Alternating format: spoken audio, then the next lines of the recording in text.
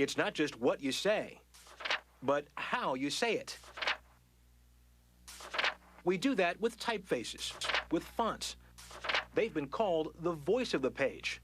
Typefaces are to the written word what different dialects are to different languages.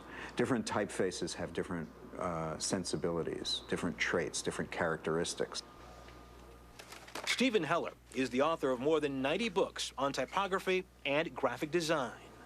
Type is, it's so much a part of our daily life that it's invisible, yet quite visible. Seen and unseen, the world of type all around us began with one of history's greatest inventions, the Gutenberg movable type printing press in the 15th century.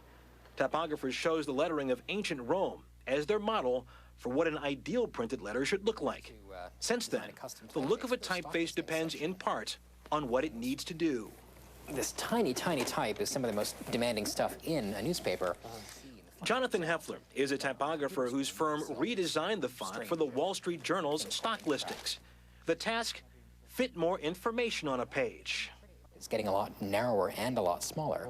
He and his partner, Tobias Frere-Jones, know all about the microscopic science of how the eye reads letters on a page. That an O, for example, must be slightly higher than an H to look right. They've designed typefaces for dozens of major magazines and can also tell you all about the art of the other big purpose of type, delivering impact and emotion. Take their typeface for People magazine. It has the kind of brash feeling that most headline fonts have in magazines in this market, but without being intimidating.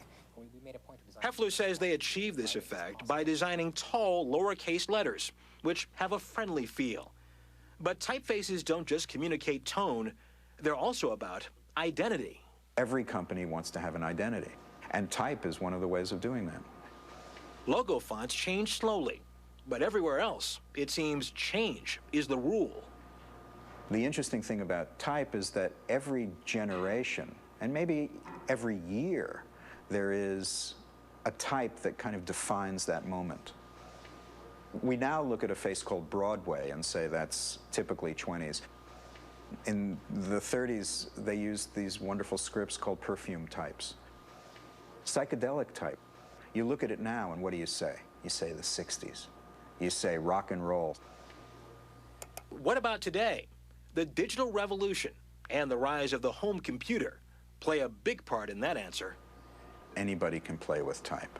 In their basic computer, they may have anywhere from 30 to 500 typefaces to choose from. Is there a font of our time?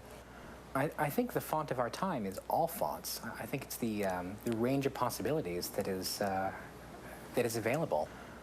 And you can say that any way you like.